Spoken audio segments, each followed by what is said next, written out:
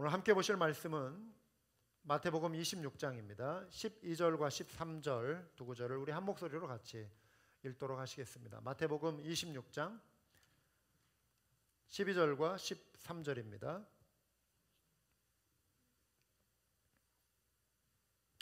네, 같이 읽습니다. 이 여자가 내 몸에 이 향유를 부은 것은 내 장례를 위하여 함이니라. 내가 진실로 너에게 이르노니 온 천하에 어디서든지 이 복음이 전파되는 곳에서는 이 여자가 행한 일도 말하여 그를 기억하리라 하시니라. 아멘. 여러분, 우리는 세상 속에서 하나님의 영광을 위해서 살도록 부름받은 존재입니다. 우리 그리스도인의 삶의 목적이 이거예요. 하나님의 영광을 위해서 사는 것. 복음을 위해 헌신하며 살도록 또한 부름받은 존재이죠. 그런데 주님을 위한 헌신이, 여러분 혹시 그런 생각 들지 않으십니까? 때로 내가 이렇게 지금 주님을 위해서 봉사하고 섬기는 것이 다른 사람 눈에도 그렇고 또 내가 생각할 때도 이거 너무 좀 어리석은 것 아닌가 싶은 그런 생각. 사람들은 자기들 일에 정말 바쁘고 또 자기들의 일에 열심을 다하고 그렇지만 신앙의 헌신에는 별 관심이 없어요. 그리고 또 여가를 또 나름대로 만들어서 즐기고 그렇게 사는데 나는 그냥 이렇게 교회 나와가지고 힘들게 봉사하고 왠지 손해보며 사는 그런 삶이 아닌가 싶은 어떤 그런 생각 혹시 해보신 적 없습니까? 시간과 물질을 희생하며 또 봉사했는데 좀 내가 기대했던 일은 나타나지 않고 때로 그냥 실망감을 겪는 그런 상황 속에서 나 혼자 이렇게 그냥 이렇게 괜히 열심을 내는 건 아닌가, 이쯤에서 그냥 이 정도로 그냥 멈추고 싶은 이러한 그 마음, 이런 생각이 찾아올 수 있죠. 또 여러분의 헌신에 주변 사람들이 바라보는 시각이 곱지 않을 수도 있습니다.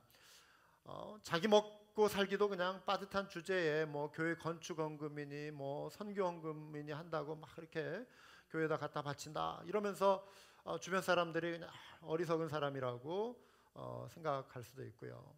쉬는 날에 뭐 교회에서 하는 뭐 선교 바자회니 뭐 김장 담근다고 뭐 바쁘게 왔다 갔다 하고 이런 모습을 이해하지 못하는 주변 사람들 있을 수 있습니다. 잘 나가던 직장 생활 포기하고 선교사로 헌신한다고 할 때 사람들이 이해할 수 없다는 표정을 지을 수 있어요. 또 세상에서 배울 만큼 배우고 안정된 삶을 살 수 있는 충분한 그런 준비가 되어 있는데 어느 날 갑자기 신학교에 간다고 할 때 비슷한 반응을 보일 수가 있겠죠.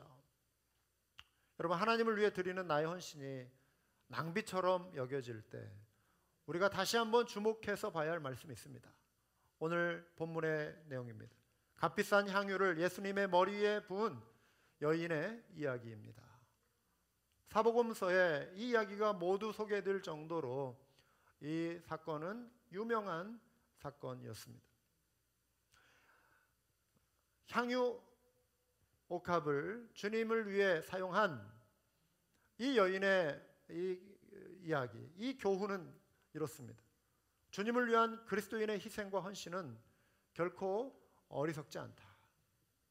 왜냐하면 주님을 위한 헌신은 주님이 기뻐하시고 주님이 기억하시기 때문이다. 주님이 기억하시는 일은 사람들에게도 아름다운 향기로 기억되며 세상을 변화시키고 많은 사람을 구원하는 선한 영향력이 될 것이다. 이것이 오늘 말씀의 핵심 주제입니다.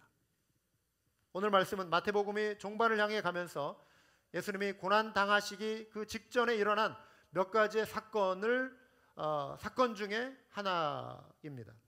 예수님이 베다니 마을에 나병 환자 시몬 집에 가셨을 때의 일이죠. 베다니는 요한복음 11장에 기록된 나사로가 살고 있던 그런 마을이기도 했습니다.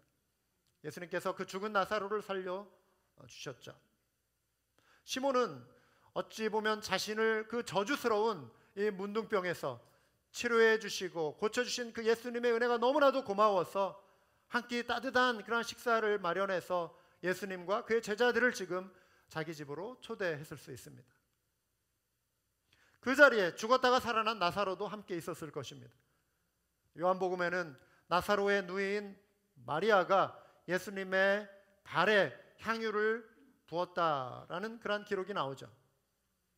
반면에 마태복음은 요한복음과 달리 이 향유를 부은 여인의 이름이 나오지 않습니다. 그리고 예수님이 식사하실 때 그 자리에 예수님께 다가와 예수님의 머리 위에 향유를 부은 것으로 기록이 되어 있습니다. 7절을 보시면 마태복음 26장 7절에 한 여자가 매우 귀한 향유 한 옥합을 가지고 나와서 식사하시는 예수의 머리에 부으니, 이렇게 기록되어 있습니다. 마태복음의 기록에 보면은 그 향유의 가치를 매우 귀한 향유라고 묘사하고 있습니다. 요한복음 12장과 동일한 사건이라면 가룟 유다의 표현을 빌려보면 그 액수는 무려 300데나리온에 해당하는 가치입니다. 요한복음 6장 7절에 빌립이 대답하되 각 사람으로 조금씩 받게 할지라도 200데나리온의 떡이 부족하리다라고 하는 데나리온을 언급하고 있는 이 장면이 나옵니다. 요한복음 6장은 예수님이 오병이어의 기적을 일으켜 주신, 그래서 5,000명을 먹이신, 오병이어로 5,000명을 먹이신 그 기적이 소개되고 있는 장입니다. 여기서 이 제자 중에 한 사람인 빌립이 가만히 보니까 이 광야에서 어디에서 음식을 구해다 이 사람들을 먹일까? 그것도 쉽지 않은 일이지만 만약에 음식을 마을에 가서 사온다고 하면 5,000명, 이것은 그냥 남자의 숫자만 5,000명이에요. 어린아이나 또 여인이나 이 숫자를 다 더하면 훨씬 많은 숫자가 되겠죠. 그런데 이들에게 조금씩이라도 음식을 나눠서 먹으면, 그러니까 풍족하게 배부르게 먹을 수 없는 양식, 겨우 허기 정도 면할 수 있는 그 분량의 음식을 구하려면 적어도 200데나리온이 필요합니다. 배부르게 먹는다면 한 300데나리온을 다 써야 할 그런 상황이었겠죠. 5,000명, 한 10,000명 정도의 한 끼를 제공할 수 있는 그런 분량이다. 여러분, 한 데나리온은 노동자 하루의 품삯입니다. 300데나리온은 1년 동안 한 푼도 쓰지 않고 일해서 모으는 돈이 그 당시 300데나리온입니다. 여기 달라스, 포트워스, 알링턴 이 지역에 1년 평균 1인당 수입이 29,766불이랍니다. 평균 액수로. 가구당 수입이 부부가 함께 일을 해서 버는 것으로 대략 이렇게 볼 때 59,175불이라고 합니다. 그러니까 얼추 3만 불 1인당 수입, 평균 수입. 더 많이 버시는 분들도 있고 덜 버시는 분들도 있겠죠. 또 한 가구당 적어도 평균 수입이 6만 불 정도 된다는 것입니다. 1년에 한 사람이 3만 불 벌어 모으는 것도 결코 쉬운 일이 아닙니다. 그런데 그 액수를 고스란히 지금 한 자리에서 쏟아 부은 것이죠. 여인의 이 행동에 대한 제자들의 즉각적인 반응이 무엇이었죠? 8절과 9절을 보시면요, 제자들이 보고 분개하여 이르되 무슨 의도로 이것을 허비하느냐? 이것을 비싼 값에 팔아 가난한 자들에게 줄 수 있었겠도다 하거늘. 여인은 지금 주를 위해 마음에 큰 결심을 하고 헌신을 한 거죠. 그런데 오히려 제자들은 이 모습을 보며 어리석다라고 지금 비난하고 있는 것입니다. 여인은 큰 헌신을 했는데 사람들은 칭찬은커녕 화를 내고 있는 것입니다. 두 가지 이유 때문이었어요. 첫째는 제자들은 여인이 예수님의 머리에 쏟아부은 그 향유를 그냥 경제적인 가치로만 본 거예요. 아깝다, 이 얼마나 낭비인가, 이렇게 본 거예요. 둘째로 제자들은 가난한 자들에게 구제를 하는 것이 지금 중요하지 않느냐, 저 향유를 팔아서 가난한 사람들에게 음식을 사다 먹이면 얼마나 좋을 뻔했느냐, 이게 웬 낭비냐, 이 두 가지의 관점으로 지금 여인을 비난하고 있는 것이죠. 화를 내고 있는 것입니다. 제자들의 분노하는 모습과 여인의 당황해하는 모습을 보시며 예수님이 말씀하십니다. 10절과 13절인데요. 예수께서 아시고 그들에게 이르시되 너희가 어찌하여 이 여자를 괴롭게 하느냐? 그가 내게 좋은 일을 하였느니라. 가난한 자들은 항상 너희와 함께 있거니와 나는 항상 함께 있지 아니하리라. 이 여자가 내 몸에 이 향유를 부은 것은 내 장례를 위하여 함이니라. 내가 진실로 너에게 이르노니 온 천하에 어디서든지 이 복음이 전파되는 곳에서는 이 여자가 행한 일도 말하여 그를 기억하리라 하시니라. 요약하면 이렇습니다. 첫째, 예수님은 여인의 그 헌신을 칭찬해 주셨습니다. 그가 내게 좋은 일을 하였느니라 말씀하셨죠. 둘째, 예수님은 제자들의 입장도 이해하셨습니다. 너희들 왜 지금 이 여인에게 나무라느냐? 너희가 잘못했다. 이런 식으로 제자들을 혼내지 않으시고 이들의 입장도 이해해 주셨습니다. 가난한 자들은 항상 너희와 함께 있을 것이다. 따라서 앞으로 너희가 그들을 구제할 기회는 많이 있을 것이다. 구제해라. 앞으로 많이 하게 될 것이다 이거예요. 셋째, 예수님은 헌신은 때가 있다 말씀하셨습니다. 나는 항상 함께 너희와 항상 함께 있지 아니할 것이다. 즉 죽으시고 부활하시고 승천하심으로 물리적으로 육체로 제자들과 함께 하실 그 시간은 이제 제한되어 있다 이것이죠. 네 번째로 예수님은 여인이 예수님의 장례를 준비하는 것임을 알고 계셨습니다. 이 여자가 내 몸에 이 향유를 부은 것은 내 장례를 위하여 함이라. 그 당시에 죽은 시체에 향유를 가져다 바르는 것이 그들의 문화였습니다.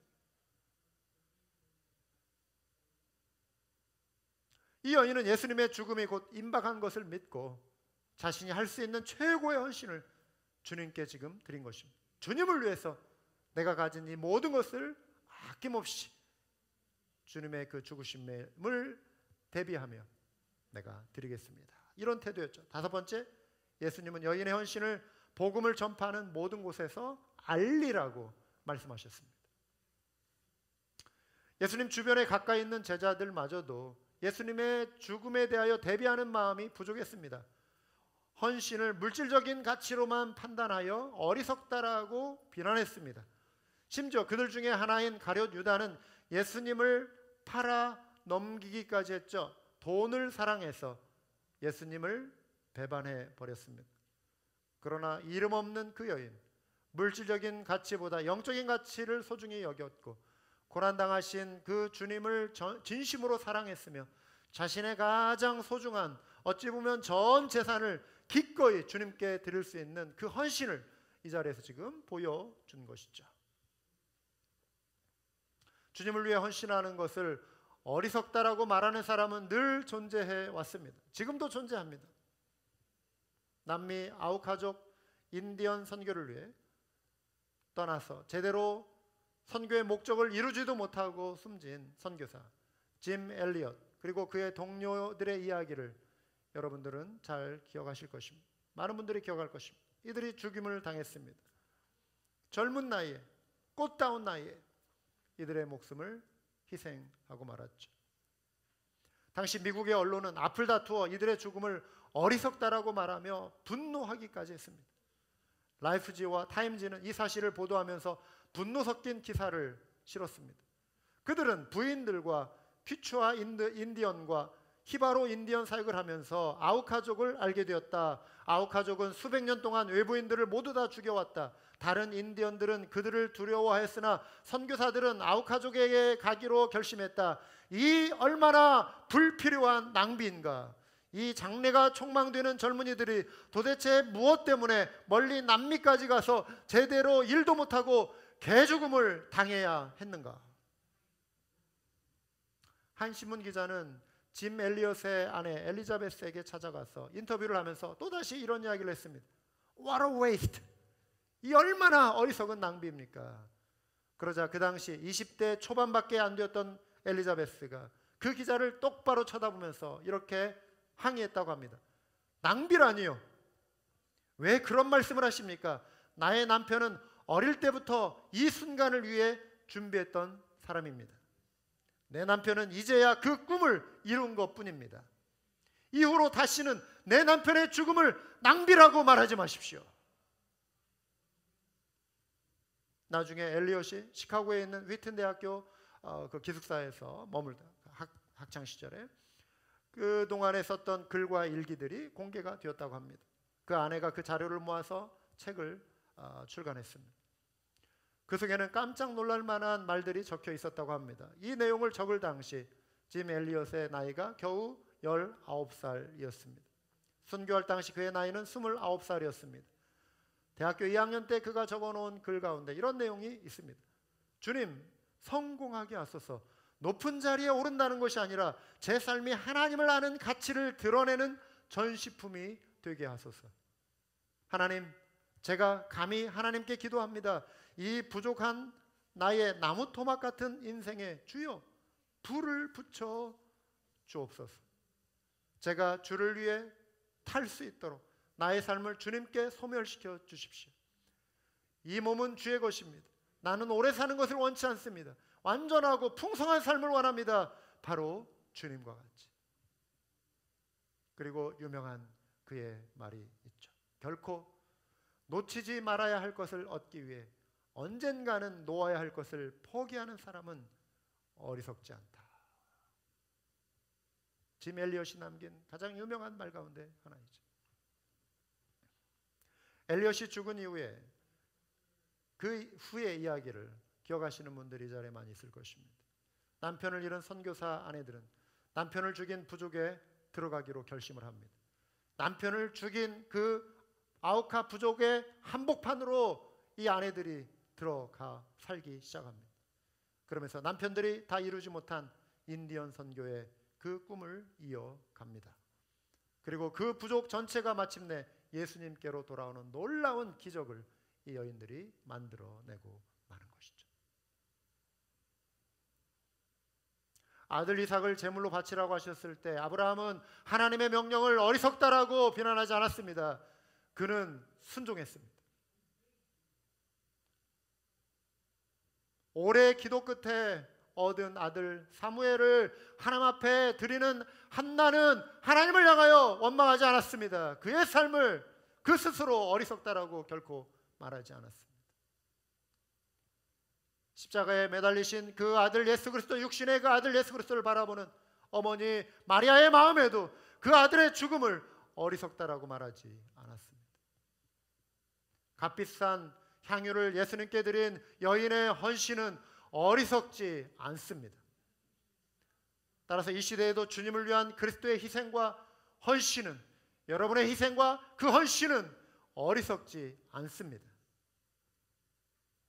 왜냐하면 주님을 위한 헌신은 주님이 기뻐하시고 주님이 기억하시기 때문입니다. 주님이 기억하시는 일은 사람들에게도 아름다운 향기로 기억되며 세상을 변화시키고 많은 사람들을 구원하는 선한 영향력이 될 것이기 때문입니다. 예수님은 제자들에게 이 여자가 행한 일도 말하라고 명령하셨습니다. 이것은 단지 그 사실을 알리는 것에 멈추지 않습니다. 이 여자가 행한 일처럼 너희도 행하라 라고 하는 주님의 명령인 것입니다. 그렇다면 우리는 생각해 보아야 합니다. 주님을 위해 드릴 나의 향유 옥합은 무엇인가? 나는 나의 어떤 향유를, 나의 무엇을 주님을 위해 쏟아 부을 것인가? 향유 옥합은 우리가 여기는 최고의 가치입니다. 그것을 주님을 위해 주님이 원하시는 때에 아끼지 않고 드릴 수 있는 것을 우리는 헌신이라고 말합니다. 우리는 지난주에 달란트 비유를 통해 하나님이 주신 나의 자원, 재능, 은사를 기꺼이 하나님 앞에 드림으로 착하고 충성된 종으로 살아가야 한다는 것을 말씀드렸습니다. 종말의 시대를 살아가는 우리는 주님 재림하실 때까지 주님을 위해 기꺼이 우리의 향유 옥합을 깨트리는 삶을 살아야 할 줄 믿습니다. 두 가지로 나누어서 생각해 보겠습니다. 첫째, 향유 옥합을 드린다라고 하는 것은 직분에 헌신하는 것입니다. 우리가 가진 최고의 직분은 어떤 장로의 직분도 아니고 어떤 목사의 직분도 아니고 어떤 감독의 직분도 아니고 총회장의 직분도 아닙니다. 우리의 최고의 직분은 바로 성도로 여김받는 직분이에요. 할렐루야. 성도로 부름받은, 성도로 불리워진, 그게 직분이라고 하는 것입니다. 성도는 하나님의 거룩한 백성으로 부름받은 것을 의미하는 겁니다. 우리는 구원받은 은혜를 생각하며 어느 곳에 있든지 어떤 형편에 있든지 성도답게 살아가야 할 줄 믿습니다. 죄의 유혹을 이기고 물리치며 거룩한 하나님의 백성으로 살아가야 하는 것입니다. 그것은 향유 옥합을 드리는 성도의 헌신이에요. 세상 속에서 그리스도인이 죄와 구별되지 않고 세상도 손가락질하는 죄를 짓고 산다면 하나님의 영광을 가리는 것입니다. 다른 사람을 실족시키는 것입니다. 믿고 구원 얻을 길을 가로막는 일이 되는 것입니다. 세상에 아름다운 향기가 되어야 할 교회가 오히려 향기 대신 악취를 풍긴다면 주님께서 얼마나 마음 아파하시겠습니까? 교회와 성도가 거룩함을 포기한다면 아무리 사람이 많이 모이는 그 자리를 할지라도 그 교회는 주님이 함께 하시지 않습니다. 주님이 떠나가신 그 교회를 생각해 보시기 바랍니다. 끔찍하지 않습니까?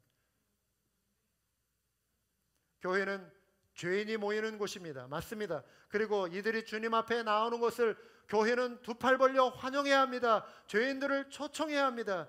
그래서 예수님을 믿고 회개하고 돌이켜 구원 얻는 일이 교회에서 날마다 일어나야 할 줄 믿습니다. 그런데 회개하고 구원받았다라고 하는 성도가 심각한 죄 가운데 빠질 때 교회는 그들에 대하여 무관심해서는 안 되는 것이죠. 기도해 줘야 합니다. 그들을 붙잡아 줘야 합니다. 돌이키고 회개하고 다시 성도답게 살아갈 수 있도록 권면해 주는 것이 교회의 역할인 것입니다. 성도의 심각한 죄를 용납하고 다시 단지 사람이 떠나는 것을 두려워해서 죄를 죄라고 말하지 못할 때 교회는 교회로서의 존재의 의미를 잃어버릴 뿐만 아니라 타락해가는 것입니다. 사랑은 연약함을 받아주고 용납하는 것입니다. 맞습니다. 우리는 용납해야 합니다. 받아줘야 합니다. 사랑해야 합니다. 동시에 그 사랑은 진리와 함께 기뻐하는 것이 되어야 합니다. 하나님의 용서도 회개를 전제로 하는 것입니다. 우리는 성도의 직분을 소중히 여겨야 합니다. 그래서 세상에서 거룩한 영향력을 끼치는 그러한 향기가 되어야 할 줄 믿습니다. 둘째로 사명에 헌신하는 것입니다. 교회의 사명은 영혼을 구원해 제자 삼는 것입니다. 교회 안에 예수 그리스도의 제자들이 일어나야 하는 것입니다. 이 시대에 순결한 주의 백성들이 일어나 이 세상을 복음으로 점령해 갈 수 있는 하나님의 일꾼들이 교회를 통해 쏟아져 나올 줄 믿습니다. 이 일이 문화를 초월할 때 이것을 선교라고 말합니다. 한마음교회는 이러한 선교적인 목적을 위해 존재하는 교회인 것입니다. 이 일을 위해 우리는 우리가 속한 교회 공동체에 우리의 마음을 모으는 것이고 이 교회를 위해 우리가 땀을 흘리는 것이고 우리의 시간을 드리는 것이고 우리의 물질을 헌신하는 것입니다. 구원받아야 할 영혼을 위해 눈물 뿌려 기도하고 찾아가며 또 찾아가야 하는 것이죠. 추수감사 예배를 전도의 기회로 삼기 위해서 우리가 마음을 모으고 준비해야 하는 것입니다. 이럴 때는 우리의 우선순위를 여기에 둬야 하는 거예요. 영혼 구원을 위해서 우리가 주님을 위해서 우리의 시간도 드릴 줄 알아야 하는 것입니다. 주님을 위한 물질의 헌신 귀한 것입니다. 그래서 부부가 주님 앞에 헌금을 위해 기도할 때 본인이 생각하는 것보다 배우자가 더 많이 드리고 싶어 할 때 그것을 막아서고 그러지 마시기 바랍니다. 그 믿음을 존중해 주시기 바랍니다. 교회 안에서 일꾼이 필요하다고 부를 때 기꺼이 아멘하며 순종하실 수 있어야 합니다. 어느 분이 이랬어요. 헌신은 타이밍이다. 따라서 해볼까요? 헌신은 타이밍이다. 이거는 물론 성경적인 어떤 진리는 아니에요. 그런데 성경적인 어떤 모습들을 잘 표현해 놓은 것 같아요. 헌신은 타이밍입니다. 향유옥합을 주께 가져온 여인은 정확하게 그 타이밍을 알았어요. 주님의 장례를 준비하는, 주님이 죽으시고 부활하신 이후에 그 향유를 가지고 주님 앞에 드리려고 한들 무슨 의미가 있겠습니까? 타이밍이에요. 타이밍. 내게 주어진 시간 타이밍입니다. 내게 주어진 젊음 타이밍이에요. 내게 주어진 물질이 있을 때 그것을 드릴 수 있는 그때가 타이밍이라고 하는 것입니다. 우리는 오늘이라고 하는 이 시간을 소중히 여겨야 합니다. 이 땅에서 주를 위해 드릴 시간은 여러분 영원하지 않습니다. 지난주에 한국에 우리 이제 연세 있으신 분들은 기억하실 수 있는 그 원로 배우 신성일 씨, 이분이 사망했죠. 평생 화려한 인기 배우로, 영화 배우로 많은 사람들의 사랑과 관심을 받은 사람, 명예와 부를 누렸습니다. 그런데 그러한 분들에게도 삶의 끝은 호련히 찾아옵니다. 탈도 많고 말도 많은 남편이었지만 아내 엄영란 씨가 이런 말을 했다고 합니다. 인생은 연기와 같다. 잠시 있다 사라지는 연기. 성경은 인생을 안개와 같다라고 표현합니다. 들으라. 너희 중에 말하기를 오늘이나 내일이나 우리가 어떤 도시에 가서 거기서 1년을 머물며 장사하여 이익을 보리라 하는 자들아, 내일 일을 너희가 알지 못하는도다. 너희 생명이 무엇이냐? 너희는 잠깐 보이다가 없어지는 안개니라. 그러면서 이어지는 내용을 보시면은 사람이 마땅히 행할 일을 알고도 행치 않는 것이 죄라고 그랬어요. 마땅히 행해야 할 것이 뭐냐면 투마로우, 내일 일이 나에게 달려있다라고 하는 그 교만을 버리라고 하는 것입니다. 여러분, 투마로우, 내일 일은 나에게 달려있지 않습니다. 내일의 시간은 내가 통제할 수 없습니다. 나에게 주어진 것 내가 마음대로 누리며 내가 마음대로 사용할 수 있을 것 같지만 내 젊음, 내 건강, 내 소유, 내 마음대로 할 수 없습니다. 이것을 안 알고 하나님 앞에 겸손하게 사는 것이 하나님과의 바른 관계라고 하는 거예요. 이것을 무시하고 살아가는 것이 죄라고 하는 것입니다. 지금 캘리포니아는 역사상 최악의 대형 산불로 참사를 겪고 있습니다. 낙원이라고 하는 뜻을 가진 한 도시는 거기에 존재하는 건물이 하나도 없을 정도로 그 도시 전체가 다 불에 타버렸습니다. 지금 캘리포니아에서 지금 오늘 일어나고 있는 일입니다. 미국에서 가장 부유한 사람들이 사는 만들어 놓은 그 별장, 이 지역이 지금 다 불타 없어지고 있습니다. 유명한 인기 연예인들의 집 별장들이 다 불타 없어지고 있습니다. 이들이 지금 대피하고 있습니다. 속히 진화되도록 우리 기도해야 합니다. 그들을 응원해야 합니다. 땅에 있는 것 여러분 영원하지 않습니다. 우리가 이 땅에서 머무는 시간 영원하지 않습니다. 언젠가 하겠지라고 마냥 미루다가 드리고 싶은 그것조차 내게 남아있지 않을 때를 맞이할 수 있습니다. 타이밍은 교회 안에서 사역의 기회를 부탁받을 때입니다. 헌신은 여러분 돈 버는 것과 무관합니다. 오히려 내 돈, 내 주머니 털어서 섬겨할 때가 많습니다. 그러나 그 헌신으로 인해 천하보다 귀한 그 한 영혼을 주께로 인도할 수 있다면 그 일은 너무나도 귀한 것입니다. 그 일은 너무나도 값진 것입니다. 그 일은 하나님께서 기뻐하시는 일이 되는 것입니다. 이 자리에서 세상에서 정말 이루고 싶었던 일을 뒤로하고 주님을 위해 살기로 헌신한 분들이 있습니다. 여러분의 헌신은 결코 어리석지 않습니다. 따라서 때로 여러분 자신의 삶을 남과 비교하고 세상과 비교하면서 왠지 뒤처지는 것 같고 왠지 고생하는 것 같고 굳이 이렇게 살지 않아도 주님을 섬길 수 있는 방법은 여러 가지가 있을 것 같은데 라는 생각이 올 때, 낙심이 찾아올 때, 열매 없음으로 인하여 포기하고 싶을 때 주님이 아시고 주님이 기뻐하시는 이 여러분의 길이기 때문에 용기를 내셔서 새롭게 달려가실 수 있기를 바랍니다. 여인이 그리스도의 죽음을 생각하며 향유를 드린 것처럼 우리의 헌신은 내 죄 위에 생명 주신 예수 그리스도의 크신 은혜 때문입니다. 주님은 우리 위해 자신의 목숨을 주셨어요. 주님은 저와 여러분을 위해 자신의 생명을 주셨습니다. 따라서 영생 얻는 우리가 주님을 위해 드리는 것을 아까워하거나 인색해서는 안 되는 것입니다. 주님을 위해 희생하는 이들의 삶을 어리석다고 비난해서도 안 되는 것입니다. 새로운 헌신과 결단 앞에서 좀 더 쉽게 가고 싶은 유혹이 찾아올 때 만나 섬김으로써 교회 사역을 감당할 때 주님 앞에 드리는 헌금에 있어서 주님 앞에 드리는 봉사에 있어서 이 모든 것을 내려놓고 싶고 적당히 하고 싶을 때 그것을 이길 수 있는 힘은 사람들의 인정도 아니고 사람들의 칭찬도 아닙니다. 오직 십자가의 은혜뿐입니다. 주를 위한 희생과 헌신은 여러분 결코 어리석지 않습니다. 왜냐하면 주님이 기뻐하시고 주님이 기억하시기 때문입니다. 주님이 기억하시는 일은 사람들에게도 아름다운 향기로 기억될 것입니다. 여인이 옥합을 깨뜨린 그날 그 방 안에 가득한 아름다운 향기가 진동했을 것입니다. 그 향기는 복음이 전파되는 세계의 모든 곳에 지금도 전달되며 아름다운 향기로 남아 있습니다. 그리고 우리의 코끝에 지금 진동으로 찾아오는 것입니다. 복음이 선포되는 이곳 한맘교회 예배당 안에서 저와 여러분들의 새로운 헌신을 통해 아름다운 향유가 그 향기가 이 땅 가득하게 진동하기를 기도하고 달려가는 우리 모두가 될 수 있기를 주님의 이름으로 축원합니다. 기도하시겠습니다.